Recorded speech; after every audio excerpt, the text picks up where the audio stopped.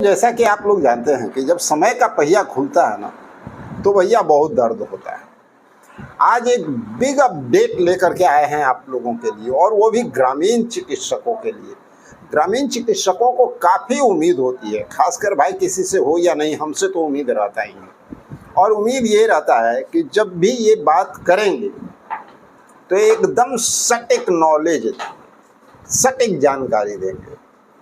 तो आपको भरोसे पे खरा उतरना हमारा भी अपना दायित्व बनता है। तो इसलिए जो बातें आज है वो काफ़ी खास होने वाला है। आपके समायोजन पे विशेष अपडेट है आज के वीडियो में।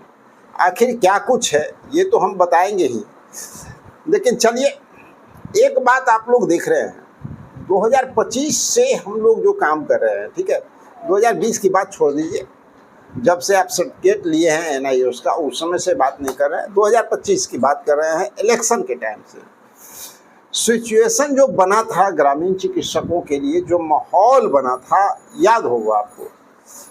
एक समाज का तबका जो है वो सिर्फ माहौल क्रिएट किया। क्या भाई? ग्रामीण चिकित्सकों का समायोजन का वो माहौल था।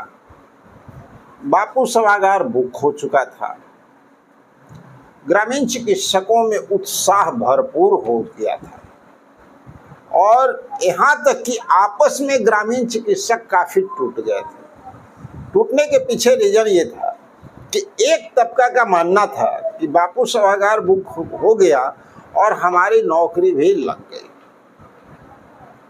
दूसरी तरफ कुछ लोग थे जो साफ इसको निगलेक्ट कर रहे थे। तीसरी तरफ हम लोग थे जो सिर्फ इतना चाह रहे थे कि किसी तरह ग्रामीण चिकित्सकों का काम हो जाए।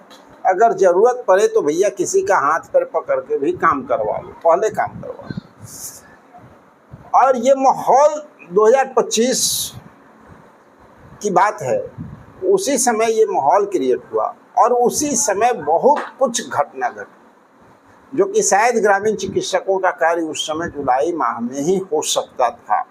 लेकिन बहुत सारी ऐसी घटनाएं घटी जिस कारण से आप सभी लोग भली भांति वाकिफ हैं। अब कुछ लोग काई बनाने वाले, कुछ लोग बिगाड़ने वाले, और कुछ लोग भैया उस बीच में भी अपना रोटी सेंकने वाले।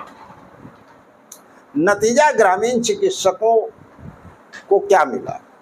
वो खाली हाथ रह गए, और बाकी हमारे जितने भी संविदा कर्मी साथी हैं, अल्प मानदेय वृद्धि ही सही, यानी कम वृद्धि हुआ, लेकिन बहुत सारे साथियों का कुछ वृद्धि तो हुआ, बहुत सारे लोगों को कुछ न कुछ हासिल तो हुआ। 2025 की इलेक्शन की बात कर रहे हैं, उस समय की घटना है। चलिए ये बातें हुई, उसके बाद माहौल जो ग्रामीण चिकित्सकों का पलटा वो काफ़ी शांत हो गया। सभी लोग काफ़ी उदास हो गए थे, और फिर उसके बाद सरकार में हलचल हुई, नई सरकार का गठन हुआ। नई सरकार का गठन हुआ, एक उम्मीद जागी। उस बीच में हमारे माननीय पूर्व मुख्यमंत्री नीतीश कुमार जी बदल गए, और नए बिहार को डिप्टी सीएम मिल गया सम्राट चौधरी जी के। अब बताइए कि जब सम्राट चौधरी जी आए तो एक पूरा उम्मीद ग्रामीण चिकित्सकों में जाग गया कि भाई अब सम्राट जी तो भाई खुल करके गर्दनी बाग में हमारे सभा में आकर के बोले हैं कि भैया हम होते तो हम तो काम कर ही देते यार, हर हालत में आपका समायोजन का मांग जायज़ है, आपको स्वास्थ्य मित्र में आपकी बहाली होनी चाहिए। उन्होंने खुले आप मत बोला था, याद कर लीजिए। उस समय हमारे वीडियो पे भी चला था, और भी बहुत सारे चैनलों पे ये बातें चली थी, न्यूज़ नेशन पे भी चला था। अब इतना ही नहीं, ठीक उसके बाद एक और प्रोग्राम हुआ था, याद होगा आपको, 22 के बाद एक और प्रोग्राम हुआ था, मौर्य जी उसका नेतृत्व कर रहे थे, और वो प्रोग्राम हुआ था बीजेपी के कार्यालय में, जहाँ पे सम्राट चौधरी जी आए, और वहाँ भी भरपूर आश्वासन ग्रामीण चिकित्सकों को दिए थे। जब सभी बहुत सारे हजारों की संख्या में वहाँ पे ग्रामीण चिकित्सक पहुँचे थे, हम भी पहुँचे थे, हमसे विवाद भी हुआ था, याद होगा आप लोगों को।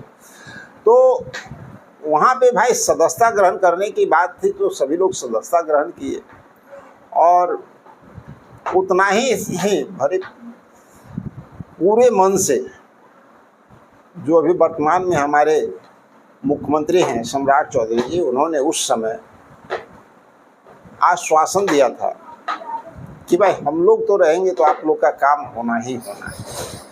और जैसे ही सरकार बनी तो एक खलबली तो ग्रामीण चिकित्सकों में जागी, लेकिन उसके बाद कई कैबिनेट की बैठक हो गई और कई जगहों पे कई बातें हुई।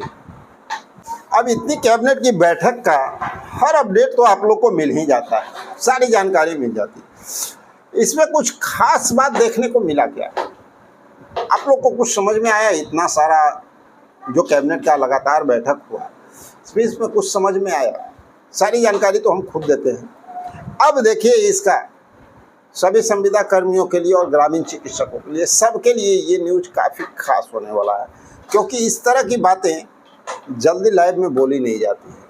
ये रियलिटी कोई जल्दी रखता नहीं है। आज हमको बोलना पड़ रहा है मजबूरी में। चलिए, इतनी कैबिनेट की बैठक में एक चीज़ तो देखने को वहाँ क्या मिला कि बिहार को लेकर के, बिहार की प्रगति को लेकर के तो कैबिनेट से बहुत सारे प्रस्ताव जो है पास हो रहे हैं, लेकिन इस बीच में नदारत अगर कोई नज़र आ रहा है तो कहीं ना कहीं संविदा कर्मी भी नदारत नज़र आ रहे हैं और ग्रामीण चिकित्सकों का तो दूर दूर तक नामो निशान तक है ही नहीं। और अगर संविदा कर्मी नदारत नज़र आ रहे हैं तो उन लोगों के लिए एक बड़ी खबर भी इस बीच में है कि जो कार्य हो रहा है अभी कैबिनेट में, उससे एक चीज़ अनुमान जो है लग रहा है और अंदरूनी सूत्रों से भी पता चल रहा है कि बहुत सारे संविदा कर्मियों का भाग्य बदलने का उम्मीद जाग रहा है।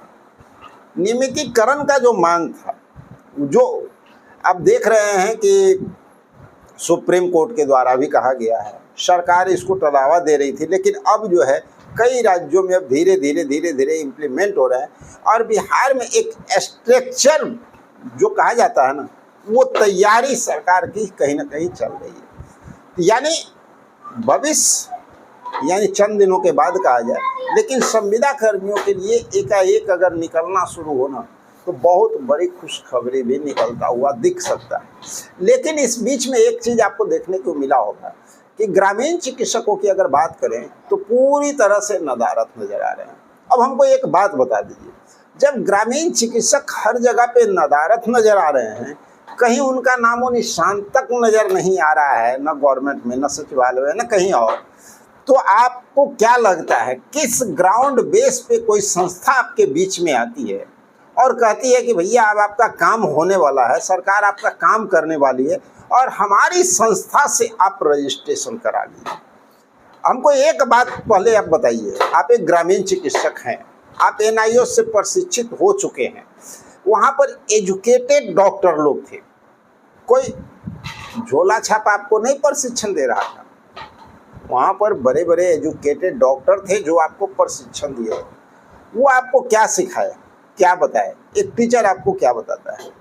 सरकार का जो काम है वो कोई संस्था करेगा क्या? पहले जो सवाल है वो हमको बताइए। सरकार का कोई काम है जो संस्था करेगा? और एक और रियलिटी आप लोग को इस बीच में पहले मैं बता देता हूँ कि गवर्नमेंट और सुप्रीम कोर्ट का आदेश को आप याद कीजिए। जिस सुप्रीम कोर्ट ने ये कहा है कि नियमितीकरण होना चाहिए, अगर 10 साल काम कर लिए तो उनको भाई नियमित कीजिए, उस सुप्रीम कोर्ट में एक और ख़ास बात कही है जो बहुत कम लोग बोलते हैं, लेकिन हमने अपने वीडियो में बताया है और वो हकीकत आपको आज हम फिर बता रहे हैं। सुप्रीम कोर्ट ने क्या कहा है कि जो संस्था के द्वारा, किसी संस्था के माध्यम से अगर आउटसोर्स पे काम कर रहा है, वो नियमितीकरण का हकदार नहीं है।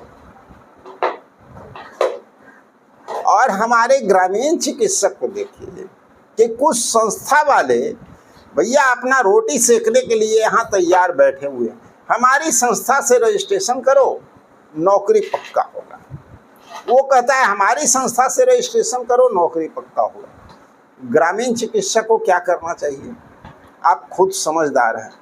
और रजिस्ट्रेशन कितना उचित है अब आप खुद बताइए, हमको जितना कहानी बताना था आपको रियलिटी हम रख दिए। जिस दिन गवर्नमेंट आपकी काम करेगी, जिस दिन आपको गवर्नमेंट समायोजन करेगी, सरकार अगर समायोजन करेगी तो सरकार अपने स्तर से लेगी, सर्टिफिकेट को वैल्यू देगी। किसी संस्था के सर्टिफिकेट को कोई वैल्यू नहीं, किसी संस्था के द्वारा रजिस्ट्रेशन का कोई वैल्यू नहीं है। साफ साफ शब्दों में मैं कहता हूँ, बस लोगों को खाने कमाने का एक मौका चाहिए। और लोग कहाँ पे रुकते हैं? ग्रामीण चिकित्सक को जानते हैं कि भैया इनको नौकरी के नाम पर जितना लूटना है लूट लो।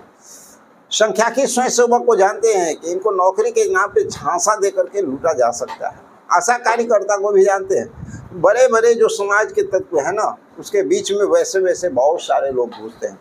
तो अब आपको खुद तय करना है कि रजिस्ट्रेशन कितना वाजिब है। अगर आपको लगता है कि रजिस्ट्रेशन वाजिब है तो भैया आप जा करके करवा सकते हैं।